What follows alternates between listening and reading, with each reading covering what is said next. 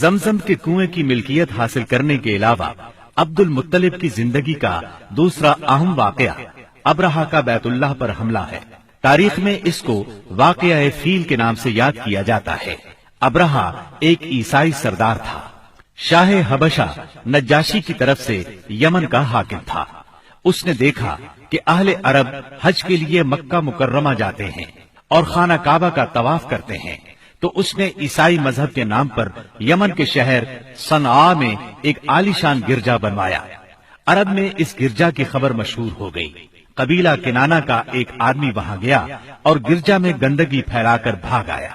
ابرہہ نے غصے میں آ کر قسم کھائی کہ کعبے کو ڈھا کر دم لے گا۔ چنانچہ وہ ایک لشکر جرار لے کر مکہ مکرمہ کی طرف روانہ ہوا۔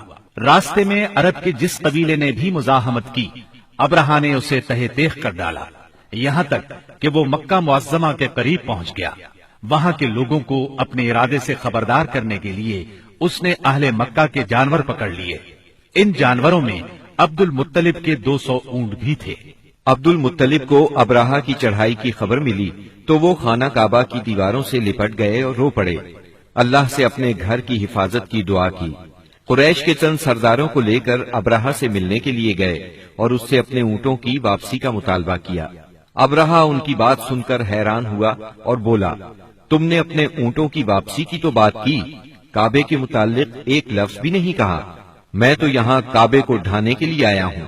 عبد المطلب نے جواب دیا، اونٹ میری ملکیت ہیں، اس لیے ان کی رہائی کے لیے چلا آیا۔ کعبے کا مالک اللہ ہے جو اپنے گھر کو بچانے کی پوری طاقت رکھتا ہے۔ ابرہہ نے ان اونٹوں کی واپسی کا حکم دے دیا۔ یہ اپنے اونٹ لے کر مکہ معظمہ واپس آ گئے۔ 60-70 ہزار کا لشکر تھا اور اس میں 9 یا 13 ہاتھی تھے۔ اس لشکر نے آخر مکے پر چڑھائی کی۔ لشکر مکے کے نزدیک پہنچا تو محمود نامی ہاتھی نے مکے میں داخل ہونے سے انکار کر دیا اور وہیں بیٹھ گیا۔ ایسے میں اچانک باہر کلزم کی طرف سے پرندوں کا ٹڈی دل نظر آیا۔ ان کے پنجوں اور چونچوں میں کنکریاں تھیں۔ جن سپاہیوں پر وہ کنکریاں پڑتی ان کے اعضاء کٹنا شروع ہو جاتے۔ ان کنکریوں کے گرنے سے ابرہہ کی فوج اور ہاتھیوں کا جو حشر ہوا وہ بلا شبہ تاریخ عالم کا ایک نہایت حیرت ناک باب ہے۔ خود ابرہہ مشکل سے گرتا پڑتا صنعاء تک پہنچا اور نہایت دردناک عذاب میں گرفتار ہو کر یمن میں مرا۔ عربوں کے ہاں اس سال کو عام الفیل کہتے ہیں۔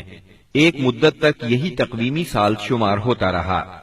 قرآن کریم میں یہ واقعہ سورہ فیل میں بیان ہوا۔